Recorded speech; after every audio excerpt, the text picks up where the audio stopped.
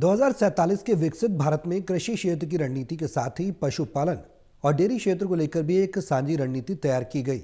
इस पर ज्यादा जानकारी के लिए हिसार की लाला लाजपत राय वेटरनरी यूनिवर्सिटी के vice chancellor professor Vinod Kumar Verma से खास बातचीत की है टोटल न्यूज के associate editor doctor Mahesh Kumar ने।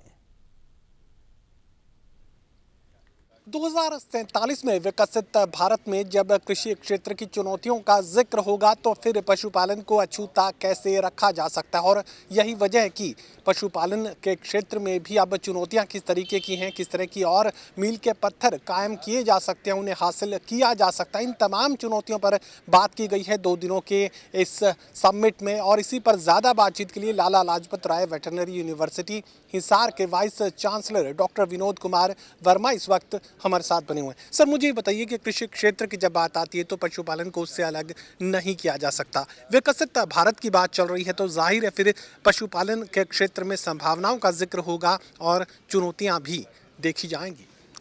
देखिए, आज के दिन हम जो जहाँ तक पशुपालन की बात है, दूध के क्षेत्र में हम नंबर 1 है।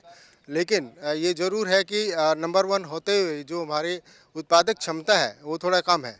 अगर हम उत्पादक क्षमता को और बढ़ा दें तो निश्चय ही हम दूध के क्षेत्र में इतना ऊपर चले जाएंगे कि हमें बीट करना बड़ा मुश्किल हो जाएगा।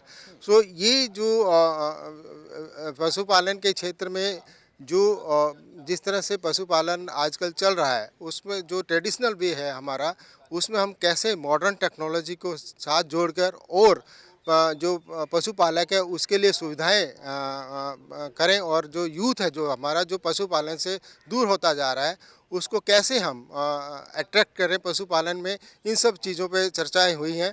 और जो पशुपालन क्षेत्र की जो समस्याएं हैं, चाहे आप चारे की अवेलेबिलिटी की बात है उसको कैसे दूर किया जाए, जहाँ तक नई नई बीमारियां आ रही हैं उनको कैसे दूर किया जाए, जो वैक्सीनेशन प्रोग्राम है उसको कैसे अच्छी तरह से चलाया जाए सुचारू रूप से, ताकि बीमारियों को दूर रखा जा सके। और जो नई बीमारियां आ रही हैं उनके उपचार में किस तरह से जो है जो हमारे विश्वविद्यालय हैं पॉलिसीज़ बनाए, इन सब चीज़ों पे चर्चा हुई है। विकसित भारत का जिक्र चल रहा है तो फिर एक कॉरपोरेट पशुपालन का जिक्र भी यहाँ पर किया जाएगा। किसान व्यक्तिगत तौर पर पशुपालन कर रहा है लेकिन इसे बड़े स्तर तक ले जाया जा सके ताकि हम उत्पादक होने के साथ साथ जो है निर्यातक भी बन सकें इस क्षेत्र में। उसको लेकर क्या कुछ योजनाएं आप लोगों की तरफ से तैयार की गई, क्योंकि बात आप 2047 की कर रहे हैं, विकसित भारत की कर रहे हैं। तो मेरे हिसाब से अगर हम जो पशुपालक हैं,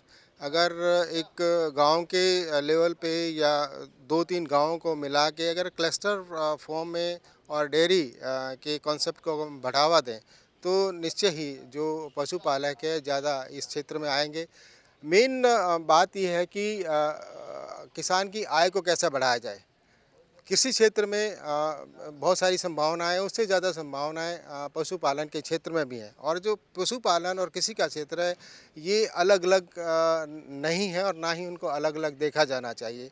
जो इंटीग्रेटेड फार्मिंग सिस्टम है, अगर उसको हम इंटीग्रेटेड फार्मिंग सिस्टम को अडॉप्ट करके, जिसमें कि कुछ भी वेस्ट नहीं होता है, चाहे एग्रीकल्चर का जो वेस्ट है या जिसको हम मानते हैं जो बाई प्रोडक्ट है उसको पशु खाते हैं और उस पशु उसको खा के दूध देते हैं, और जो पशुओं का जो बाई प्रोडक्ट है, वेस्ट है, उसको आगे हम जो waste to wealth concept system के हिसाब से अगर हमको यूज करें तो जो पूरा का पूरा साइकिल है इंटीग्रेटेड फार्मिंग सिस्टम में, वो पूरा का पूरा कुछ भी वेस्ट नहीं जाता और सारा का सारा जो है आमदनी के तौर पे कन्वर्ट हो जाता है। और इस तरह से हम पशुपालन और कृषि के क्षेत्र को मिला के अगर हम चलें तो ज़्यादा पशुपालक की आमदनी को बढ़ाया जा सकता है।